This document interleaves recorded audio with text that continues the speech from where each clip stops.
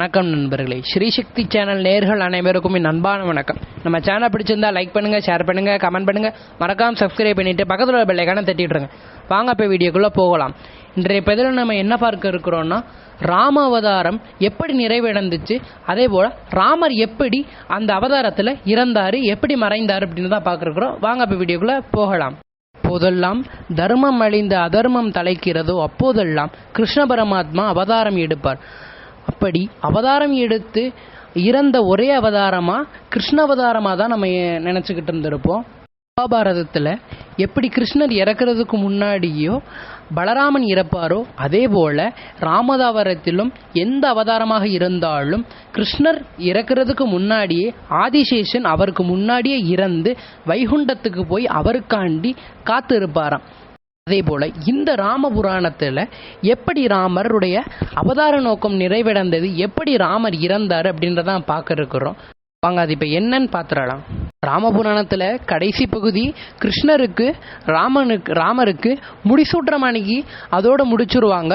ஆனால் அதற்கு அப்புறம் தான் உண்மையான ராமபுராணமே ஆரம்பிக்கும். கிருஷ்ணர் எதற்காக ராவணனை வதம் செஞ்சார், பூமாதேவி எதுக்கு பூமியை பிளந்து சீதையை எடுத்து போனாங்க, அதே போல் சீதைக்கு பிறந்த இரட்டை குழந்தைகள் என்ன ஆனார்கள் அப்படின்னு தான். ராமர் சீதையை மீட்டு அயோத்தியில் சிறப்பாக ஆட்சி புரிந்துகிட்டு இருப்பார். அப்போது சீதையை ஒருவர் அயோத்தியில் உள்ள ஒருவர் தப்பாக பேசியுள்ளார். இதை அறிந்த கிருஷ்ணர் சீதையை காட்டுக்கு அனுப்பி வைத்திருவார். அப்போது சீதை கர்ப்பமாக இருப்பாள். சீதை வால்மீகியின் ஆசிரமத்தில் வசித்து கொண்டிருப்பாள். வால்மீகியின் ஆசிரமத்தில் வைத்துதான் சீதைக்கு இரட்டை குழந்தைகளான லவனும் குஷனும் பிறந்தார்கள். லவனும் குஷனும் வால்மீகியின் ஆசிரமத்திலே சிறப்பாக வாழ்ந்து வருவாங்க. அப்போதுதான் ராமர் அயோத்தியின் ராஜாவாக முடிசூட்டப்படுவார். அதற்காக மிகப்பெரிய யாகமான விஸ்வமேத யாகத்தை செய்வாங்க. அதற்கான குதிரையும் அவிழ்த்து விடப்படும். இறுதியில் அந்த குதிரை வால்மீகியின் ஆசிரமத்தை வந்து அடையும். அப்பொழுது லவனும் குஷனும் அந்த குதிரையை ஒரு மரத்தின் அடியில் கட்டி வைத்து விடுவார்கள். லவனும் குஷனும் ராமரை போலவே வெகு பலசாலியாக இருப்பார்கள். ராமரின் படையில் உள்ள மாவீரர்களான பரதன், சித்ரோரியன் அவர்களால் தோற்கடிக்கப்பட்டுள்ளனர்.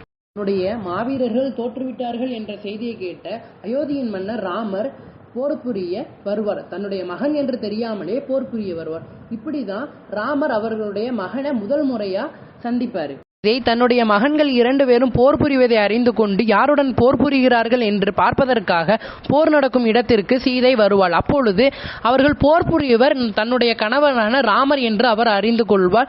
தன்னுடைய 2 மகன்களையும் அவரிடம் மன்னிப்பு கேட்குமாறு கூறியிருப்பார். அது மட்டும் இல்லாமல் இவர் யார் என்று அவர்களுக்கு அறிமுகப்படுத்தியுள்ளார். அப்பொழுது அந்த பாலகன் யார் என்று ராமருக்கு தெரியவில்லை. அதற்கப்புறம் தான் சீதை, நான் கர்ப்பமாக இருந்ததுக்கு அப்புறம் எனக்கு இங்கே வச்சுதான் எனக்கு இரட்டை குழந்தைகள் பிறந்த, உங்களுடைய மகன்கள் தான் இளவங்க, அயோத்தியின் இளவரசர்கள் இவர்கள் தான் அப்படின்னு இருப்பாங்க. அதன் பிறகு ராமர் சீதையை அயோத்திக்கு வருமாறு கேட்டுக்கொள்வார்.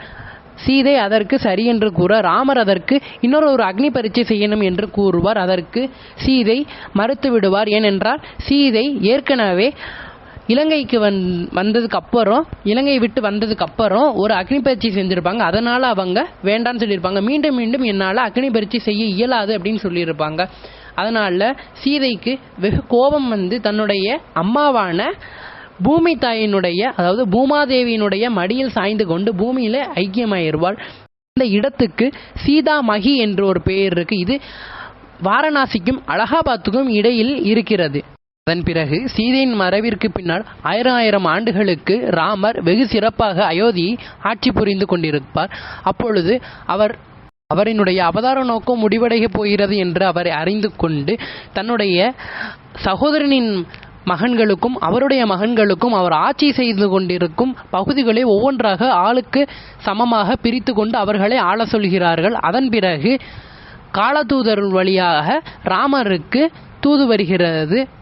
இந்த காலனாகிய யமதர்மனே அங்கு வருகிறார். அப்பொழுது அரண்மனைக்குள் நுழைந்ததின் பின்னர் வாசலில் லக்ஷ்மணனை நிப்பாட்டி வைத்து, லக்ஷ்மணா, நீ யார் ராமரை பார்க்க வேண்டும் என்று வந்தாலும் அவர்களை உள்ள விடாதே, மேலும் நீ உள்ள விட்டையானால் உன்னுடைய மரணம் நேரிடும் அப்படின்னு சொல்றாரு. அதன் பிறகு யமதர்மராஜா உள்ளே சென்று ராமருடைய சில வார்த்தைகள் பேசிக் கொண்டிருப்பார். அப்பொழுது வாசலில் துர்வாசக முனிவர் வந்திருப்பார். அவர்தான் கோபத்தில் மிக சிறந்தவர். ரொம்ப அவருக்கு கோபம் வரும். உடனே லக்ஷ்மணர்கிட்ட நான் உள்ளே போகணும், ராமர் இருக்காரா என்று கேட்காரு. லக்ஷ்மணர் இல்லை நீங்கள் உள்ளே போகக்கூடாது, உள்ளே பேசிக்கிட்டு இருக்காங்க ராமர், அதாவது யார் இருக்காங்கன்னு சொல்லக்கூடாதுன்னு சொல்லியிருக்காங்கன்றனால பேசிக்கிட்டு இருக்காங்க அப்படின்னு மட்டும் சொல்கிறார் அவர்.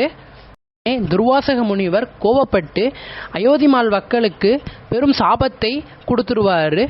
லக்ஷ்மணன் நம்ம நாட்டு மக்களுக்கு சாபத்தை கொடுக்கறத விட நம்மளுடைய உயிரை பலியிடுறது தான் நல்லது அப்படின்ட்டு உடனே அவரே லக்ஷ்மணரே உள்ள போயிட்டு துர்வாசக முனிவர் பார்க்க வந்திருக்காரு அப்படின்னு சொல்லுவார்.